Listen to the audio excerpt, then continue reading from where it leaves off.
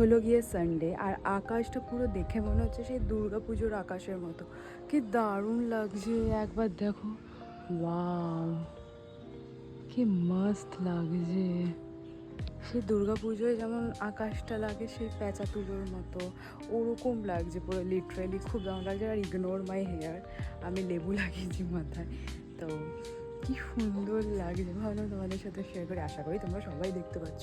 এইখানটা পুরো মেঘ হয়ে আছে, বৃষ্টি তো হবেই, বাট তার সাথেও একটা সুন্দর আকাশ। কি মস্ত লাগছে, দারুণ লাগছে।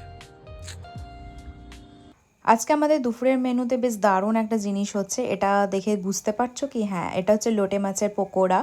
মা কিন্তু এখানে বসিয়ে দিয়েছে। চলো তোমাদের সাথে শেয়ার করব দুপুরে আজকে কি কি মেনু ছিল।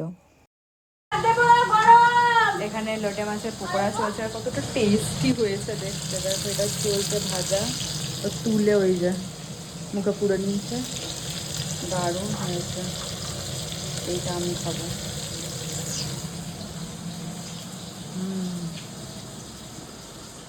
কেমন?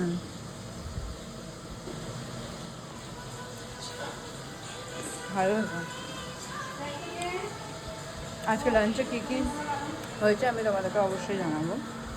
আর লোটে মাছের পকোড়া ভাজছে, আর এই ম্যাডামের খাওয়া হয়ে গেছে। এই যে ওর থালা। কোকো, খেয়েছো? তুমি খেয়েছো? আজকে আমাদের দুপুরের মেনুতে ছিল সবজি দেওয়া ডাল ভাত, এদিকে লোটে মাছের পকোড়া, মূলো শাক, এদিকে হচ্ছে সর্ষে ইলিশ হয়েছিল, কিন্তু আমি ইলিশ খাই না বলে এখানে তেলাপিয়া মাছ, আর কিন্তু গন্ধরাজ লেবু। বাস লোটে মাছের পকোড়াটা দেখো কি দারুণ হয়েছিল, জাস্ট তোমরা দেখে বুঝতে পারছো।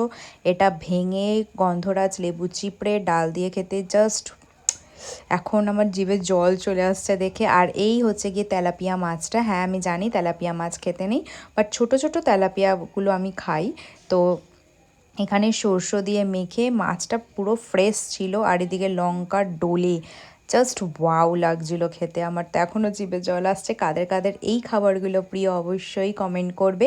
আর তোমরা রবিবারে কি দিয়ে লাঞ্চ করেছিলে অবশ্যই কমেন্ট করতে ভুলবে না। তো চলো টাটা, সবাই খুব ভালো থেকো, সুস্থ থাকো, দেখা হবে পরের ব্লগে।